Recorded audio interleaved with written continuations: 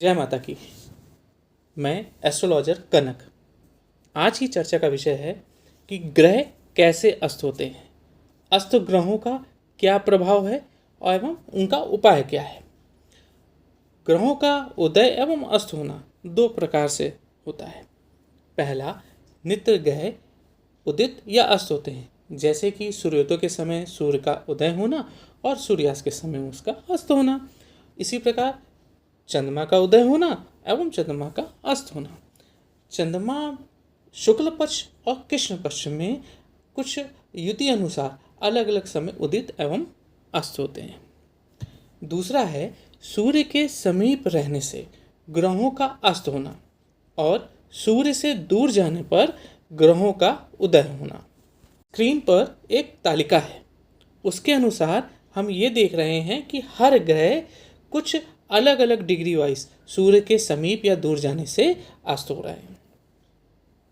अब हम सभी जानते हैं कि ग्रह सूर्य के चारों ओर एक निश्चित परिक्रमा कर रहे हैं।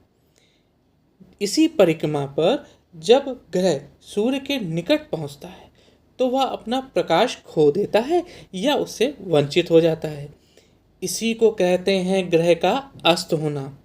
एक उदाहरण के रूप में हम समझते हैं कि जब हम एक 100 वाट का बल्ब जला के रखें और एक 40 वाट का बल्ब जलाएं, 40 वाट के बल्ब को धीरे धीरे आप 100 वाट के बल्ब के पास ले जाएं। एक निश्चित अवधि तक 40 वाट के बल्ब में ऊर्जा रहेगी, लेकिन जैसे ही वो अवधि पार होगी, 100 वाट के नज़दीक आप 40 वाट का बल्ब को ले जाएंगे, आप पाएंगे कि 40 वाट के जो बल्ब का प्रकाश है वो कम हो गया, यानी कि 100 वाट के बल्ब के प्रकाश के सामने 40 वाट का बल्ब का प्रकाश दब गया है। इसी को हम समझ रहे हैं कि ग्रह अस्त हो गए। देखिए, यहाँ पर बल्ब बंद नहीं किया गया है, बल्ब का प्रकाश है, लेकिन वो सूर्य के प्रकाश यानी 100 वाट के बल्ब के प्रकाश में समाहित हो गया है। इसी क्रम में उस 40 वाट के बल्ब को आप 100 वाट के बल्ब के से थोड़ा सा दूर लेते चले जाएं। 100 वाट का बल्ब सूर्य मान लीजिए, 40 वाट का बल्ब किसी ग्रह का आप ग्रह को मान लीजिए।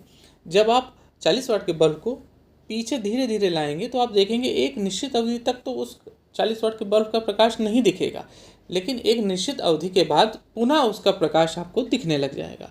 इसी को कहते हैं फिर से हमारा जो ग्रह है वो उदित हो गया। एक ये उदाहरण, भौतिक के उदाहरण के रूप में आपको मैंने ग्रहों का उदय या अस्त होना समझाया।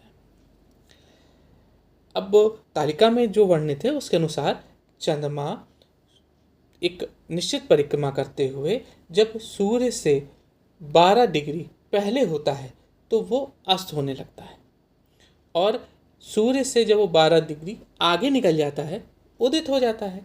इसी प्रकार मंगल 17 डिग्री सूर्य से पहले और सूर्य को पार करने के बाद 17 डिग्री के बाद उदित हो जाता है। बुध 14 डिग्री, बृहस्पति 11 डिग्री, शुक्र 10 डिग्री, शनि 16 डिग्री। एक विशेष बात और है कि राहु केतु कभी अस्त नहीं होते, वे सूर्य का मार्ग रोक लेते हैं। इसी को हम ग्रहण की एक युति मान लेते हैं।